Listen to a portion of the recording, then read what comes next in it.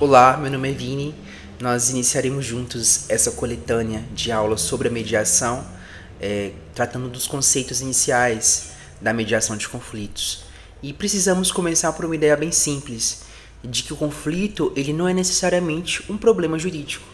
É uma realidade natural das relações humanas e, nesse sentido, o conflito ele surge quando as pessoas deixam de conseguir administrar suas diferenças diretamente.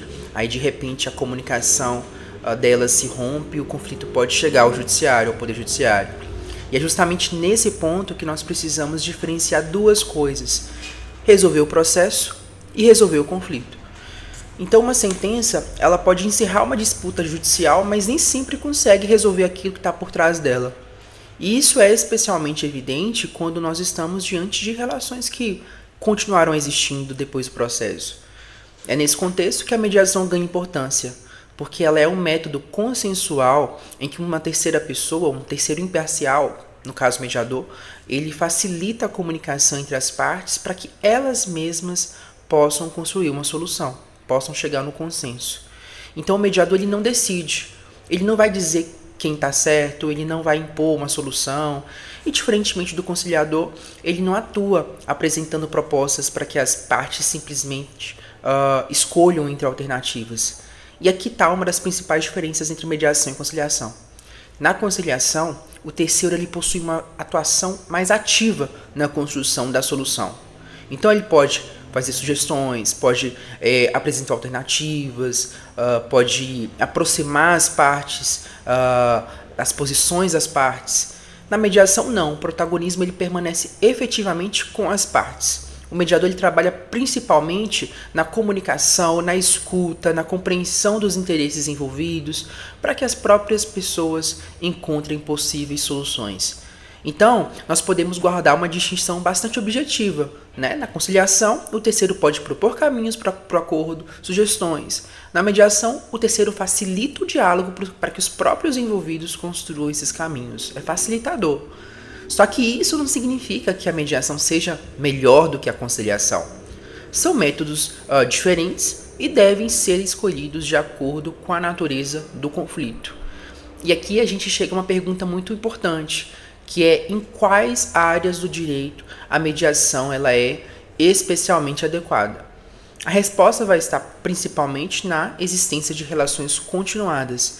A mediação ela é particularmente indicada para conflitos de família, né, como divórcio, guarda, convivência, questões relacionadas à parentalidade. São exemplos clássicos.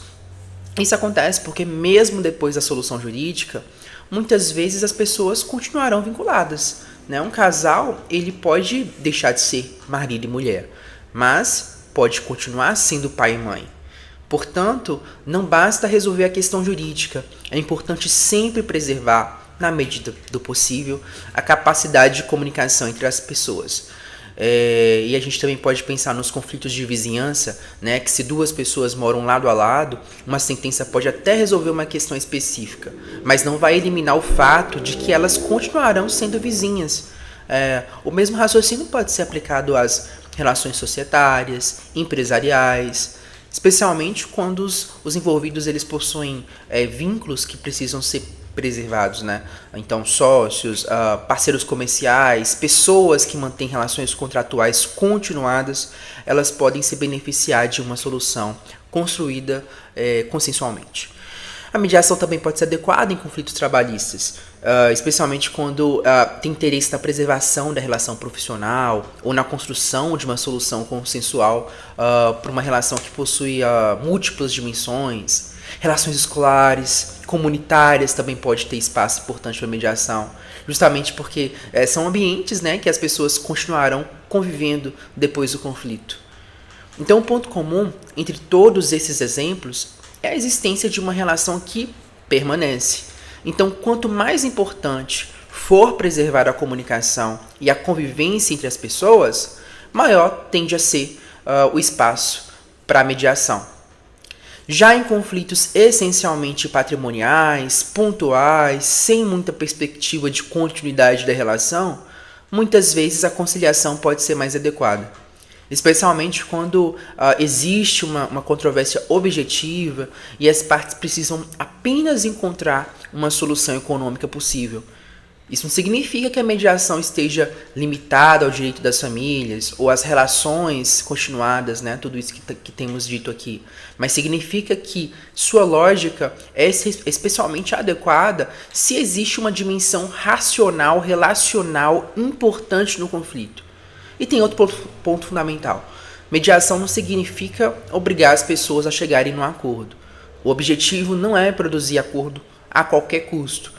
O objetivo é criar um espaço adequado, seguro, respeitoso, para que as partes possam conversar, possam compreender melhor o conflito e, se houver condições, construir uma solução. Por isso, uma mediação bem conduzida não deve ser avaliada apenas pelo número de acordo obtido, né? Uma mediação ela pode ser bem sucedida mesmo quando não termina em acordo, né? Se tiver conseguido melhorar a comunicação, esclarecer os interesses, reduzir a escalada do conflito, né? Ou mesmo permitir que as partes compreendam melhor suas próprias necessidades, né? As necessidades do outro. Então, no final, a grande mudança proposta pela mediação é justamente essa. Nós deixamos de enxergar o conflito exclusivamente como uma disputa em que alguém precisa vencer e o outro precisa perder, e passamos a enxergar como uma situação que pode ser trabalhada pelas próprias pessoas com o auxílio de um terceiro imparcial, né, de um mediador. E isso exige uma severa, uma importante mudança de postura também por parte dos profissionais do direito, que tem que entender que nem todo conflito precisa de uma sentença.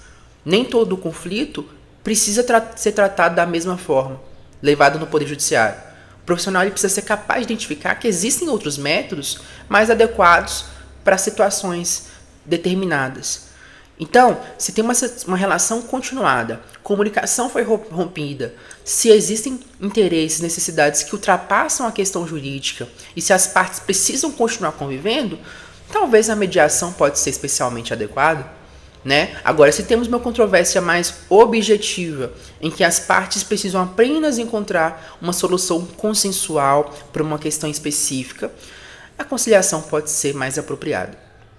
E quando o consenso não é possível ou não é adequado, porque às vezes ele não é adequado mesmo, permanece indispensável a atuação jurisdicional, né, do Poder Judiciário. Portanto, a grande questão talvez não seja escolher entre judiciário, conciliação, mediação, arbitragem, como se fossem métodos uns superiores aos outros. Mas sim a questão é identificar qual instrumento é mais adequado para cada conflito. Porque fazer justiça também significa escolher a forma correta de se fazer justiça, de se tratar o conflito. E muitas vezes a melhor solução não é aquela que alguém põe às partes, mas aquela que as próprias partes conseguem construir quando encontram espaço, segurança e condições para exercer o diálogo. Obrigado.